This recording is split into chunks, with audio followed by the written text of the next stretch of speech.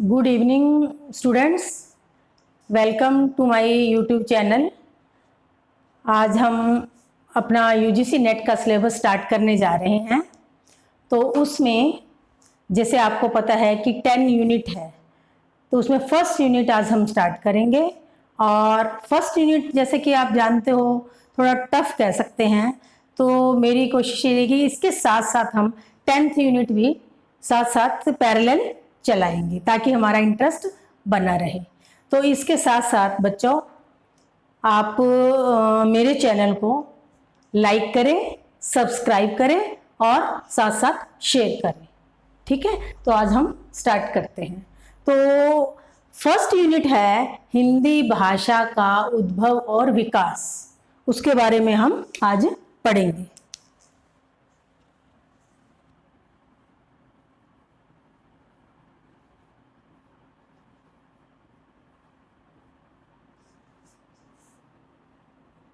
हिंदी भाषा का उद्भव और विकास, ये था हमारा यूनिट का नाम।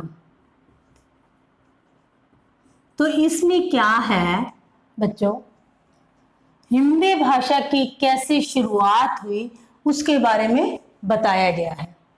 तो हमारे भारत देश में दो आर्य परिवार थे। दो आर्य परिवार थे जो कि आर्य परिवार, दो भाषा परिवार, द्राविड़ परिवार, द्राविड़ परिवार।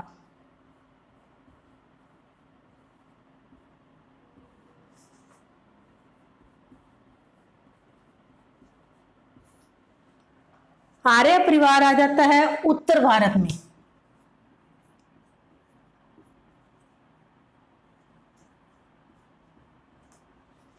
द्राविड़ परिवार में आता है दक्षिण भारत।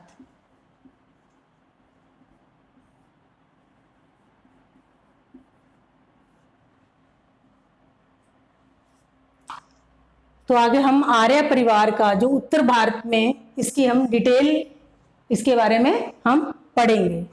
तो भारतीय आर्य भाषाएं थी, जो भारतीय आर्य भाषाएं, भारतीय आर्य भाषाओं के समय को 3 भागों में बांटा गया है। भारतीय आर्य भाषाएं, इनको 3 भागों में बांटा गया है। फर्स्ट है प्राचीन आर्य भाषा काल, सेकंड है फिर मध्यकालीन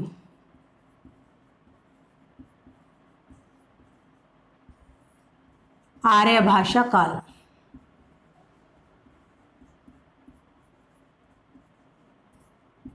थर्ड है आधुनिक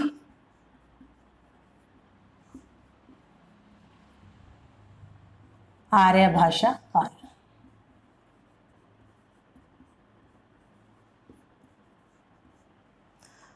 तो अब हम इसके समय के बारे में जानकारी करेंगे। तो प्राचीन आर्य भाषा काल का समय था 1500 ईस्वी पूर्व, ईस्वी पूर्व से 500 ईस्वी पूर्व तक। ठीक है, और मध्यकालीन आर्य भाषा काल का समय था 500 ईस्वी पूर्व से 1000 ईस्वी तक। और आधुनिक आर्य भाषा काल 1000 ईस्वी से आज तक। ठीक है, 2 भाषा परिवार थे हमारे, आर्य परिवार, द्राविड़ परिवार। आर्य परिवार में आते उत्तर भारत, द्राविड़ परिवार में आ जाता है दक्षिण भारत। और हम डिटेल जानकारी करेंगे उत्तर भारत की, भारतीय आर्य भाषाओं की।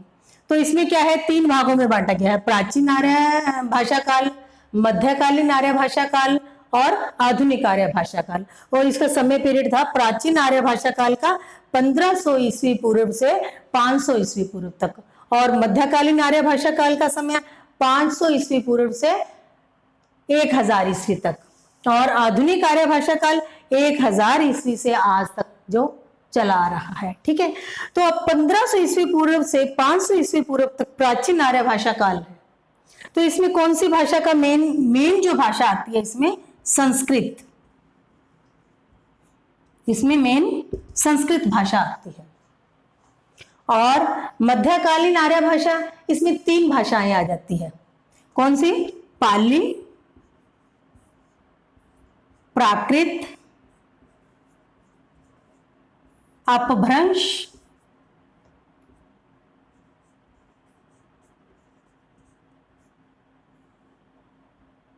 अपभ्रंश। और इसमें मेन क्या, कौन सी भाषा आती है?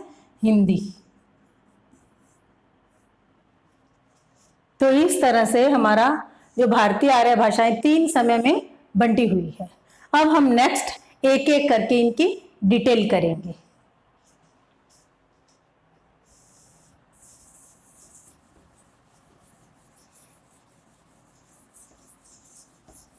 तो प्राचीन भारत में, प्राचीन जो समय था उस समय में संस्कृत भाषा से हमारी भाषा की शुरुआत हुई। संस्कृत के बाद पाली, प्राकृत, अपभ्रंश और उसके बाद खड़ी बोली, और खड़ी बोली से हिंदी में आए हैं हम। तो हम पहले हम करेंगे प्राचीन काल की भाषा के बारे में। फर्स्ट है प्राचीन काल।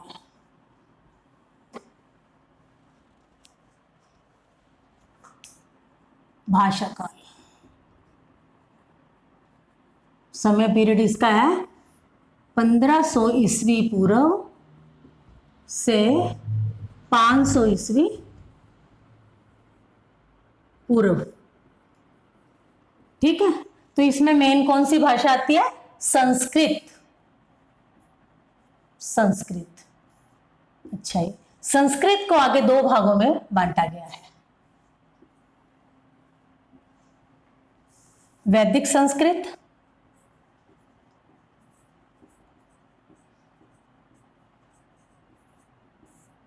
लौकिक संस्कृत।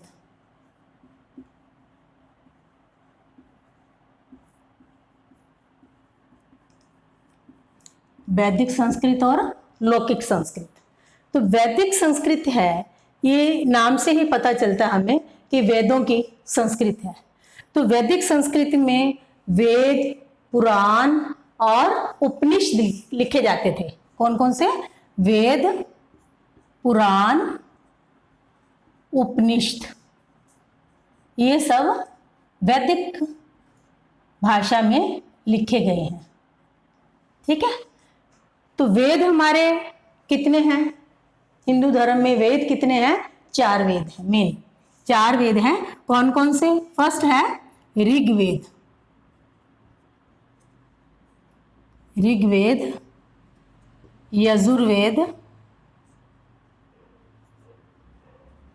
सामवेद और चौथा है अथर्ववेद।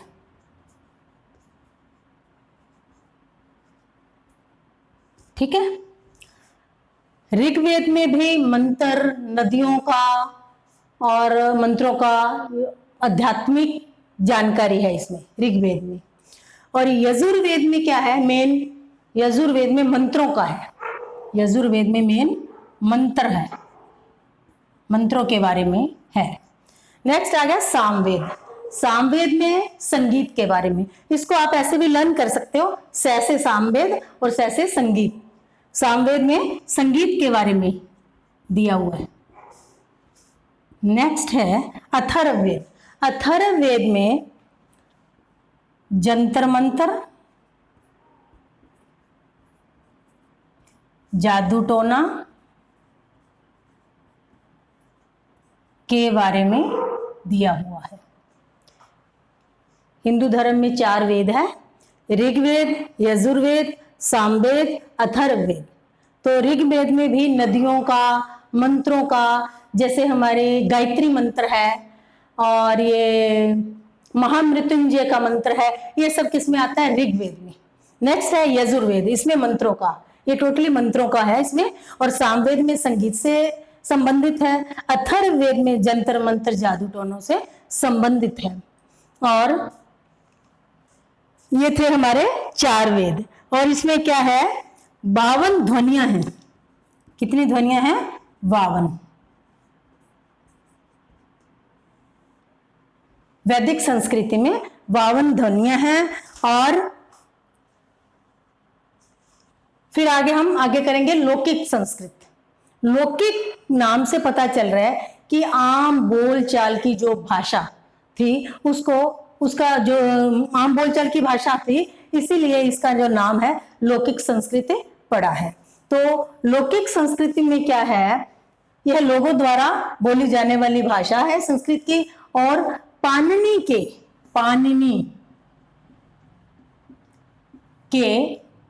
अष्टाध्यायी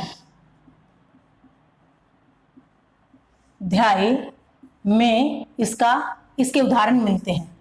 अष्टाध्यायी में इस भाषा के उदाहरण मिलते हैं।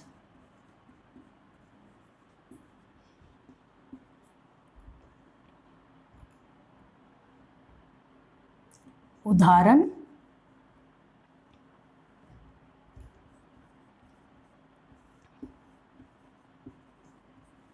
किसके? लौकिक संस्कृत के। किसमें मिलते हैं? पाणिनि के अष्टाध्यायी में। और क्या है? इसमें 52 ध्वनियां थी और इसमें 4 ध्वनियां का लोप होकर 48 ध्वनियां पाई जाती हैं। इसमें 4 ध्वनियों का लोप हो गया।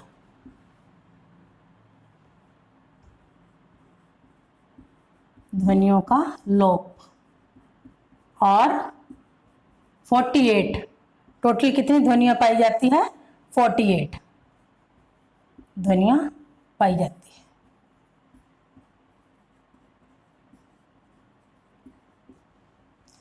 तो यह थे।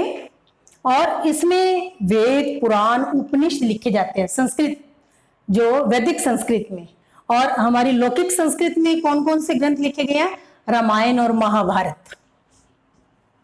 रामायण और महाभारत।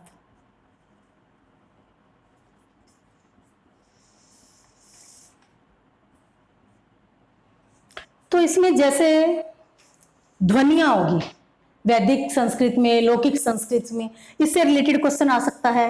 वेदों से संबंधित आ सकता है कि किस वेद में क्या है। तो इस टाइप के क्वेश्चन इसमें आ सकते हैं। या लौकिक संस्कृत के उदाहरण कौन से ग्रंथ में मिलते हैं? तो हम पाणिनि के अष्टाध्यायी में मिलते हैं। तो इस तरह के ये छोटे छोटे क्वेश्चन इसमें आ सकते हैं। या इसके अलावा इससे रिलेटेड क्वेश्चन भी पूछ सकते हैं कि जो ये समय पीरियड, कितना समय पीरियड था? प्राचीन जो भाषा थी, भाषा काल का समय था, कौन सा समय था? तो इस टाइप से रिलेटेड क्वेश्चन आ सकते हैं। तो इसको हमें अच्छी से लर्न करना होगा। अब हम करते हैं नेक्स्ट।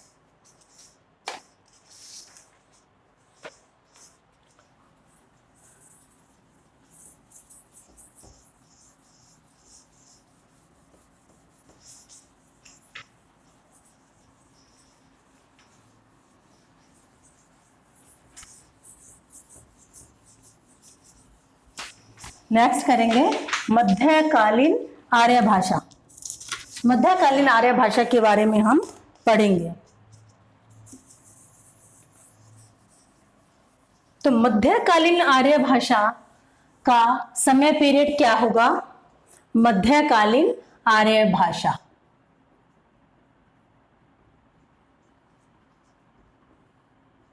आर्य भाषा, मध्यकालीन आर्य भाषा का समय रहेगा 500 ईस्वी पूर्व से 1000 ईस्वी तक का समय जो रहेगा मध्यकालीन आर्य भाषा में। ठीक है। और इसको हम तीन भाषाएं आती हैं। कौन कौन सी भाषाएं तीन आती है इसमें? पाली, प्राकृत, अपभ्रंश, ठीक है। अब पाली का दूसरा नाम है प्रथम प्राकृत। प्रथम प्राकृत। और प्राकृत का दूसरा नाम है द्वितीय प्राकृत। द्वितीय प्राकृत। और अपभ्रंश का है तृतीय। तृतीय प्राकृत। ठीक है। तो हम एक एक करके इनकी डिटेल पढ़ेंगे। पहले हम करेंगे पाली के बारे में जानकारी करेंगे। तो पाली जो भाषा है यह मेन बौद्ध धर्म की भाषा है। जो बौद्ध साहित्य था वो पूरा पाली भाषा में लिखा गया है। और इसका जो समय पीरियड है, अब ये 500 ईस्वी पूर्व से 1000 ईस्वी तक का समय मध्यकालीन आर्य भाषा को बांटा है। तो इनको तीन भाषाएं जो थी, इनका तीन का अलग अलग टाइम क्या रहेगा? 500 ईस्वी पूर्व से 1 ईस्वी तक का जो समय पाली भाषा का समय है।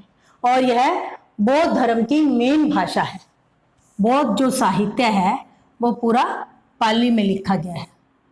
बौद्ध साहित्य पाली में लिखा गया है, पाली भाषा में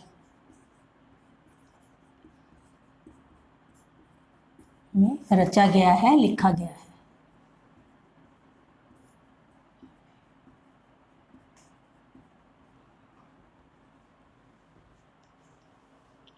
लिखा गया है।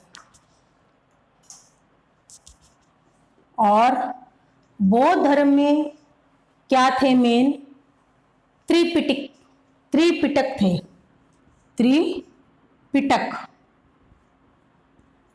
त्रिपिटक में क्या होता था? महात्मा बुद्ध के उपदेशों का वर्णन, संदेश दिए थे उन्होंने। ठीक है। क्या था इसमें? बुद्ध के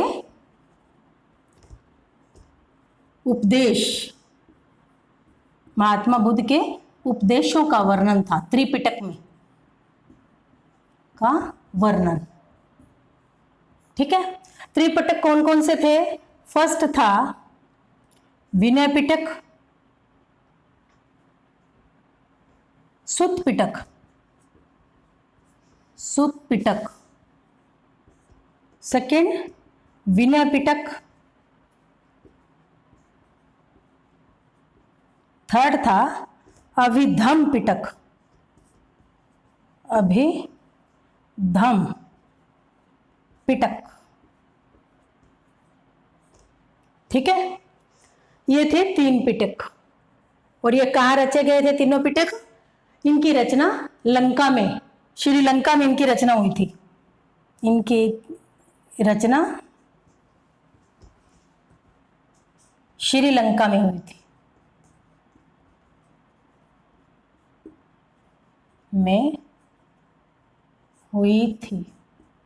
ठीक है। हाँ जी। अब आगे हम जानकारी करेंगे कि सुत्त पिटक में क्या था। सुत्त पिटक में आम बोलचाल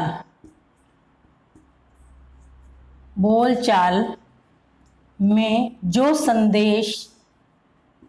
संदेश या उपदेश महात्मा बुद्ध ने दिए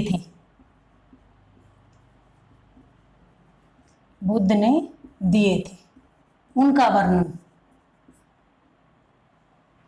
सुत्त पिटक में आम बोलचाल में जो संदेश या उपदेश महात्मा बुद्ध जी ने आम जनता को दिए थे, उनका वर्णन सुत्त पिटक में है। और विनय पिटक में क्या है?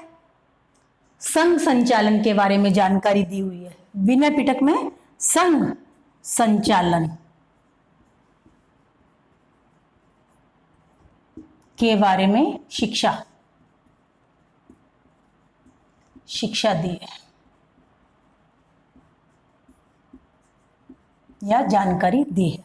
ठीक है, नेक्स्ट है अभिधम्म पिटक। अब अभिधम्म पिटक में बुद्ध जी ने धर्म के बारे में जानकारी दी है, धर्म की शिक्षा दी है, धर्म की शिक्षा दी है।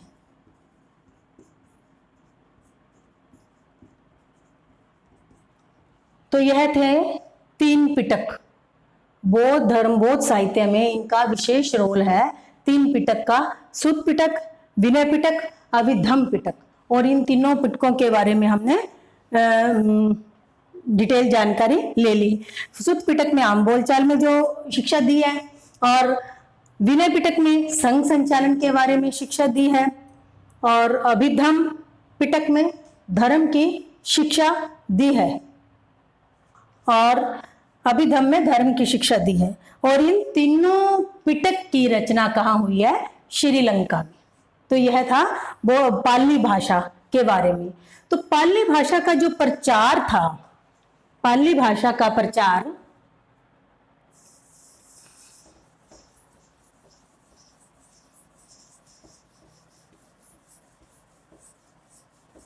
पाली भाषा का प्रचार उत्तरी भारत, पाली भाषा का प्रचार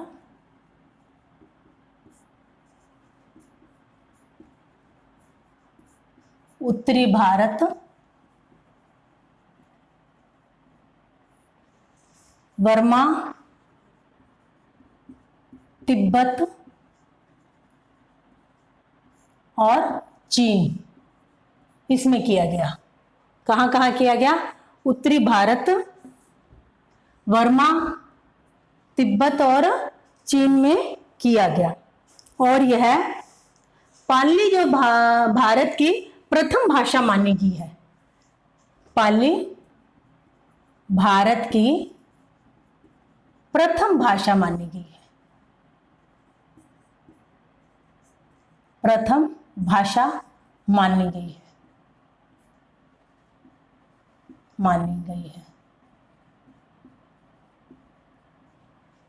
पाली भाषा, पाली भाषा में मेन बौद्ध जो साहित्य है पाली भाषा में लिखा गया है। और पाली भाषा को अभिलेखी प्राकृत, पाली भाषा को अभिलेखी प्राकृत, लेखी प्राकृत या शिलालेख,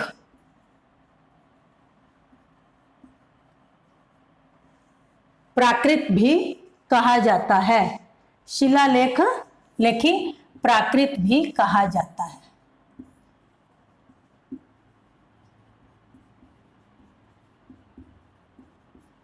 ठीक है, तो ये हमने पाली भाषा के बारे में जानकारी की। तो दिस इज वेरी इंपॉर्टेंट। पाली भाषा में से कई बार क्वेश्चन पूछा जाता है, बौद्ध धर्म से रिलेटेड है ये, बौद्ध धर्म के बारे में, इसका कहाँ कहाँ प्रचार हुआ, और त्रिपिटक में से ही काफी बार क्वेश्चन आया हुआ है। ठीक है, अब आगे हम पढ़ेंगे प्राकृत भाषा के बारे में। प्राकृत भाषा,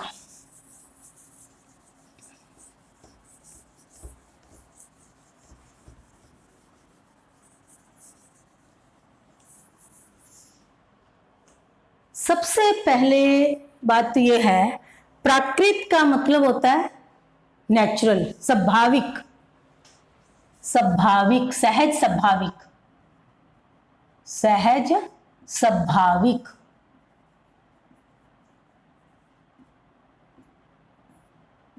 प्राकृत का अर्थ है सहज स्वाभाविक।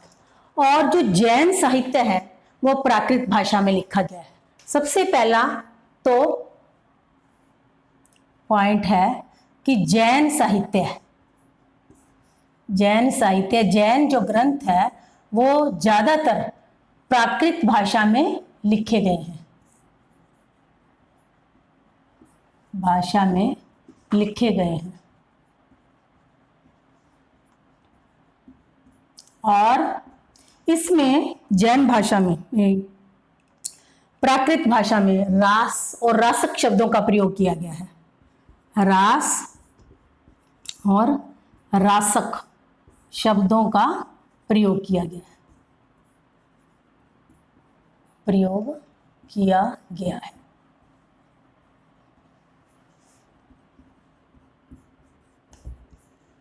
तो किसके बारे में बात कर रहे हैं हम? प्राकृत भाषा के बारे में। और प्राकृत प्राचीनतम, सबसे पुरानी कह सकते हैं, प्राकृत प्राचीनतम प्रचलित भाषा है, प्रचलित भाषा है। कौन सी? प्राकृत भाषा है। और इसके साथ साथ है, यह भाषा संस्कृत के नाटकों में, जो संस्कृत के नाटकों में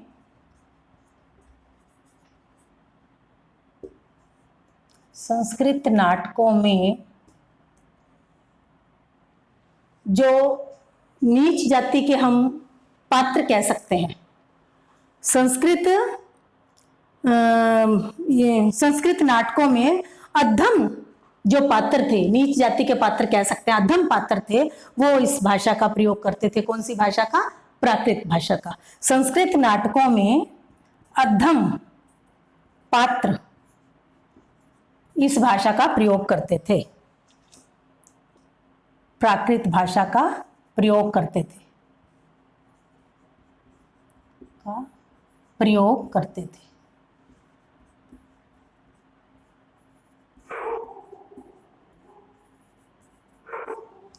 इसके अलावा यह ज्यादातर गुजरात में प्रयोग की जाती थी। इसका जो प्रचार था वो गुजरात में इसका प्रचार ज्यादा रहा, का प्रचार ज्यादा रहा।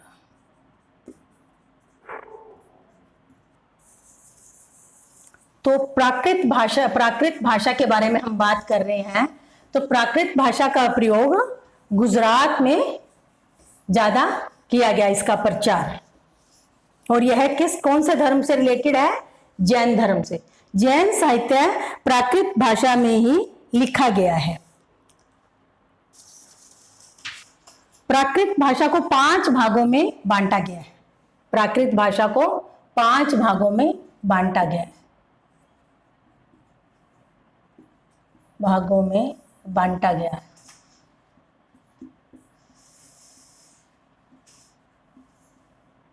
फर्स्ट है शौरसेनी, सेकंड है शौरसेनी, पेशाची, महाराष्ट्री,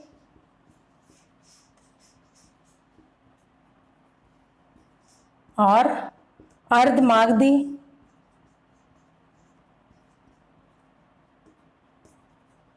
और मागधी।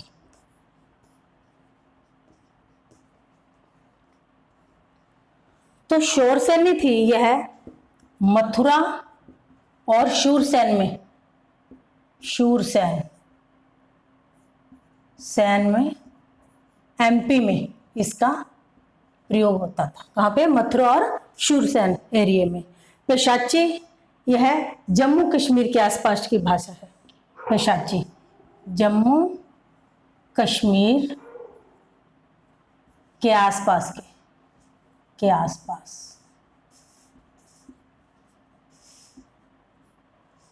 महाराष्ट्री, यह महाराष्ट्र में प्रयोग की जाती है, महाराष्ट्र। नेक्स्ट है अर्धमागधी, अर्धमागधी और मागधी। अर्धमागधी यह शौरसेनी और मागधी के बीच की भाषा है। यह शौरसेनी और मागधी के बीच की भाषा है, बीच की भाषा, ठीक है।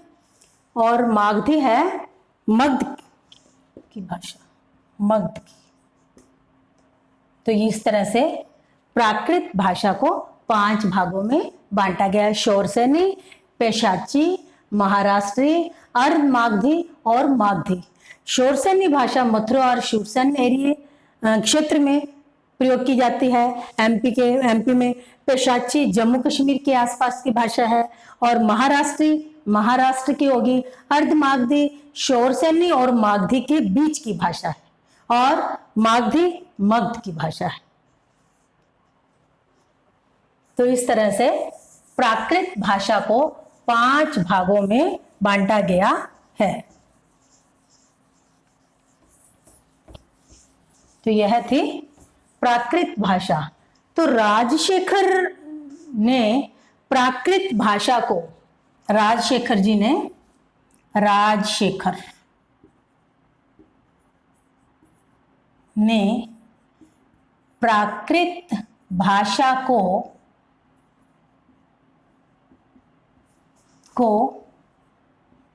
मिठी भाषा कहा है। मिठी भाषा और संस्कृत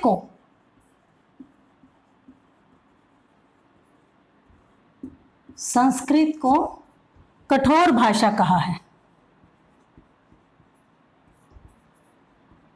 भाषा कहा है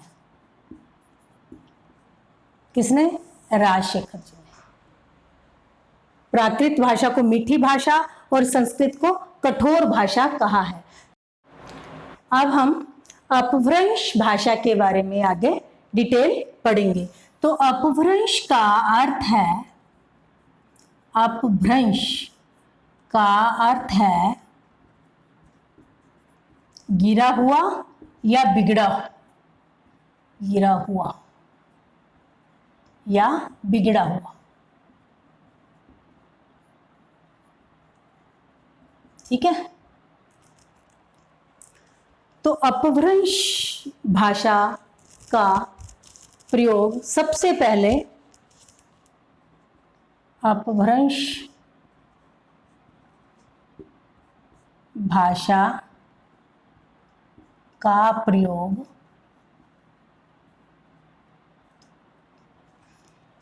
सबसे पहले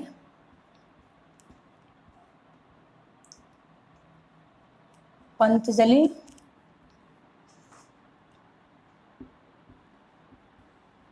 ने अपने ग्रंथ महाभाष्य में किया,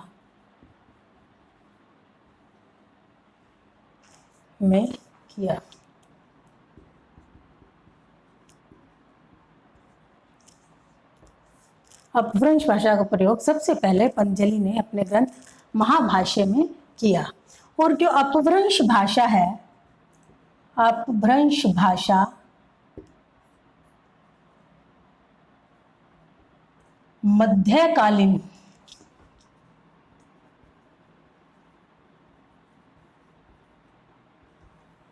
और मध्यकालीन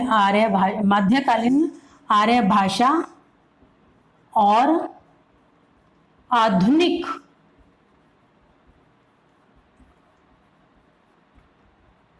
आर्यकालीन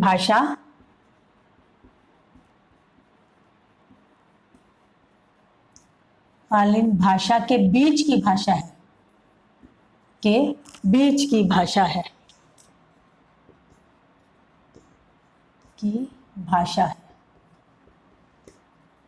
कौन सी भाषा? अपभ्रंश के बारे में हम बात कर रहे हैं। यह मध्यकालीन आर्य भाषा और आधुनिक आर्य भाषा के बीच की भाषा है। कौन से? अपभ्रंश भाषा, ठीक है। नेक्स्ट है अपभ्रंश को अवहट। अपभ्रंश को अवहट किसने कहा है? किसमें कहा है? अपभ्रंश को अवहट नाम जो दिया है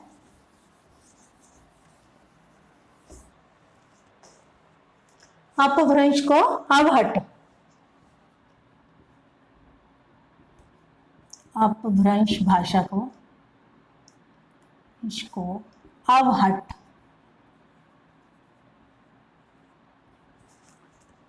अवहट ज्योतिश्वर ठाकुर ने, अपभ्रंश को अवहट ज्योतिश्वर ठाकुर ने अपने ग्रंथ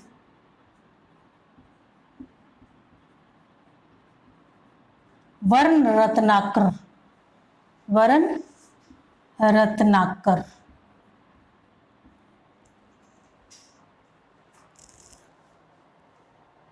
अपभ्रंश को अवहट ज्योतिश्वर ठाकुर ने अपने ग्रंथ वर्णाकर में कहा है।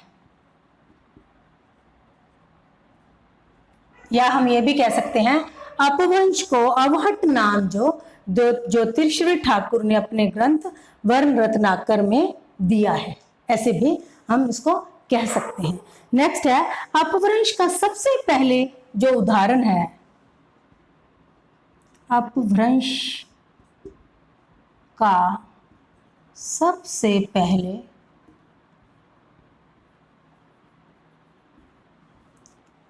पहले उदाहरण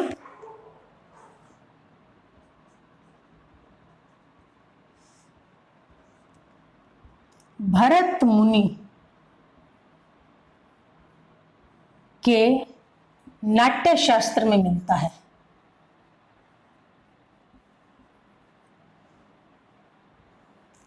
अपभ्रंश का सबसे पहले उदाहरण भरत मुनि के नाट्य शास्त्र में मिलता है। ठीक है, तो यह सब बातें किसकी कर रहे हैं हम, अपभ्रंश भाषा के बारे में। ठीक है, फिर है आचार्य किशोरी दास गुप्त, आचार्य किशोरी दास वाजपेयी, आचार्य किशोरी दास, आचार्य किशोरी दास वाजपेयी, आचार्य किशोरी दास वाजपेयी जी कहते हैं कि अपभ्रंश भाषा को शने अपभ्रंश भाषा को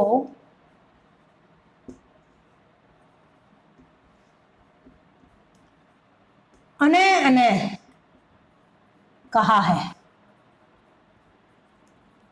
क्योंकि इस भाषा में अनय अनय का काफी प्रयोग होता था, इसलिए आचार्य किशोरीदास वाजपेयी जी ने अपभ्रंश भाषा को अनय अनय कहा है।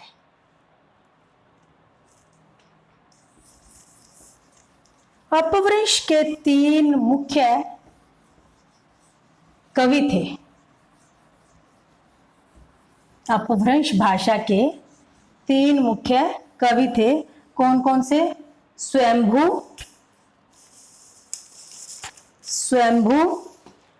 पुष्पदंत और धनपाल। अपभ्रंश भाषा के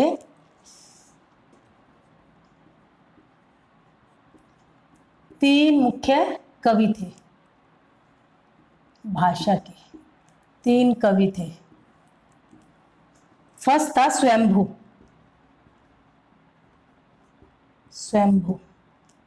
ठीक है, ये 7वीं 8वीं सदी का माना जाता है, स्वयंभू। नेक्स्ट आ गया फिर धनपाल और पुष्पदंत, धनपाल, पुष्पदंत 10वीं सदी का। तो यह अपभ्रंश भाषा के फेमस कवि है। स्वयंभू से रिलेटेड क्वेश्चन बार बार आया हुआ है एग्जाम में, स्वयंभू से रिलेटेड क्वेश्चन बार बार आया हुआ है। ये कौन सी सदी का कवि है, और इसको अपभ्रंश भाषा का वाल्मीकि भी कहा जाता है। किसको, स्वयंभू को अपभ्रंश भाषा का वाल्मीकि, अपभ्रंश का वाल्मीकि कहा जाता है। कहा जाता है। अपभ्रंश का वाल्मीकि कौन है? इस तरह से क्वेश्चन बार बार आया हुआ है। तो यह था अपभ्रंश भाषा के 3 कवि। अब अपभ्रंश भाषा को 7 भागों में बांटा गया है। अपभ्रंश भाषा को 7 भागों में बांटा गया है। फर्स्ट है शौरसेनी, सेकंड है पेशाची, थर्ड है खस, महाराष्ट्री,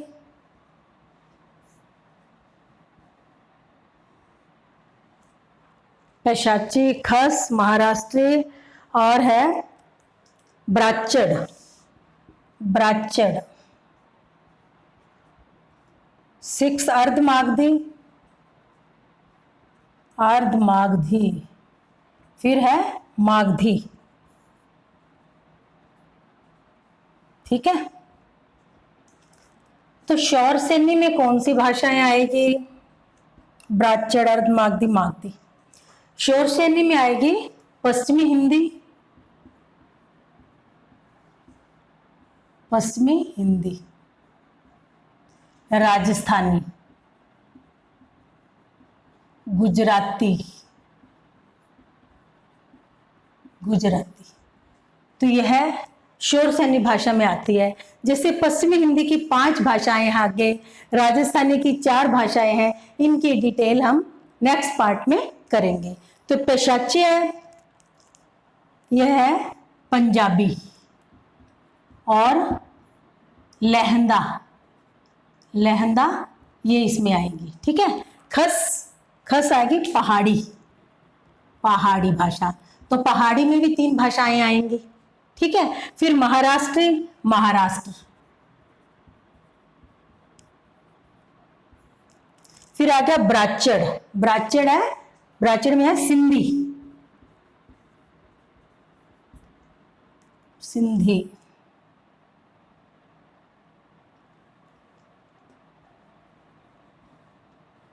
सिंधी। ठीक है। अर्धमागधी, अर्धमागधी में आएगी पूर्वी भाषाएं, पूर्वी भाषाएं, और मागधी में आएंगी बंगाली, असमी,